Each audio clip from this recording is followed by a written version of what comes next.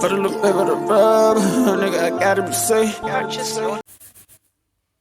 Let's get to sports talk. Be the coach of the Browns next year? No. He's never once shown himself capable this season of elevating that football team, of being a reason why that football team was playing well. I've talked about it often. There's two reasons why you lose in the NFL. There's a lack of talent or a lack of coaching. No one can dispute the amount of talent that is on the Cleveland Browns. We've seen game mismanagement. We've seen clock mismanagement. We've seen a lack of creativity on offense. We've seen him misunderstanding his roster and what they are or aren't, or what they're good at and not good at. And we've also seen this, a big regression by Baker Mayfield. Freddie Kitchens got that. You seen that. You see the type of season Baker had last season. You see the promise in him. Coming to this year, Baker Mayfield was overwhelmed because the talent he have around him, it's up to his coach to elevate him to a next level. But it seemed like it was just too much on Freddie Kitchens' plate that he couldn't handle.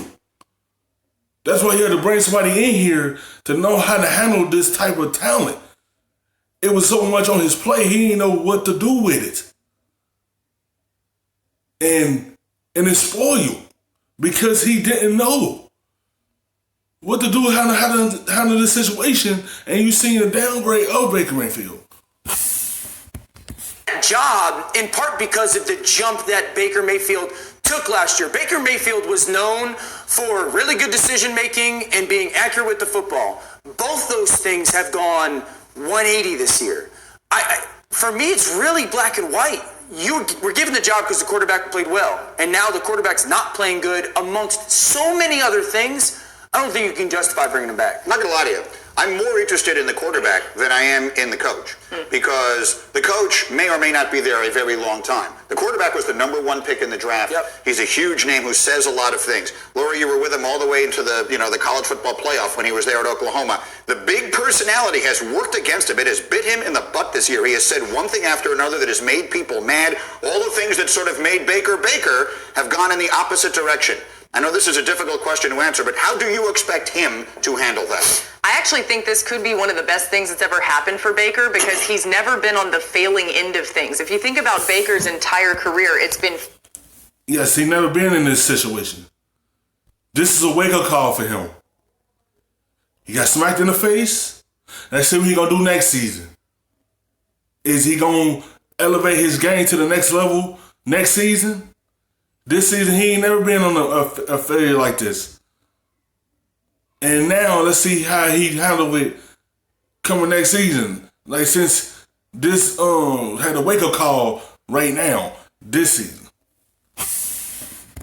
Fighting, it's been clawing, it's been everyone doubts me, I'm going to prove them wrong. Well, coming into this season, we all said, hey, the Browns are going to be great. They could be a Super Bowl team. I mean, some people went a little far with that prediction, but I'll admit, I thought they would be excellent. I thought he'd be, exceptional this year. I thought he'd take an even further step forward. So now he's back in this world where he's got to prove things and also has people doubting him for real, and he's failed. I think this could really see Baker, take that next jump and capitalize on this. And look, especially, Greeny, if they keep Odell Beckham Jr., if they keep Jarvis Landry, they've still got Nick Chubb. I mean, the list goes on and on of all this talent around him. The great Bill Parcells used to say, beware of the celebrity quarterback. This is a guy that really hasn't accomplished anything in the National Football League, but you see him on all the commercials and doing all these type of things, and it's just like, well, wait a minute. Well, what's the priority? Is the priority, really winning and elevating your franchise, or putting your name out there? And this is what the perils of kind of putting the cart before the horse as far as... It's just a focus thing with him. He just needed to be more focused. He had all this other thing going off the field, and his mind wasn't really on the field like that. Baker Mayfield is concerned, I'm sure this year has been a humbling experience for him. I think getting rid of the head coach might be a step in the right direction as far as getting this organization and primarily getting Baker Mayfield more focused on what really needs to happen. So I think it's hard for me to sit here and go, wow, this guy is a rookie, broke Peyton Manning and Russell Wilson's touchdown record, and all of a sudden can't play. Like, again, this guy's got real accuracy. Not accuracy that every NFL quarterback does, but he can deal. And all of a sudden, these struggles showed themselves this year. And I agree, Baker's got to bear the brunt of some of this. But I honestly don't believe that Baker can't play in the NFL. I still believe Baker is a worthy number one pick that can be a franchise-changing quarterback. Ron Rivera walks in and wins 10 games with this football team. This football team did not lose games because they lacked players. They lost football games because they couldn't manage. They did the wrong stuff on offense. They were over-penalized. They turned the ball over too much because the stupid stuff they ran on offense. Well, let this be a cautionary tale. We've seen this before with Ben McAdoo with the Giants. They have some, play caller who has success, and then the organization said, oh, wait, let's elevate him to the head coach. Sure. When he's not qualified to be a head coach. That's what happened. They looking like, oh, Baker had a good little season under Freddie Kitchens. Let's move him up quickly. You moved him up too fast. You had to slow down with that. You can't just move a person up because you've seen that. You have to get the right person who does so fast. And look what happened. They had to slow him down a little.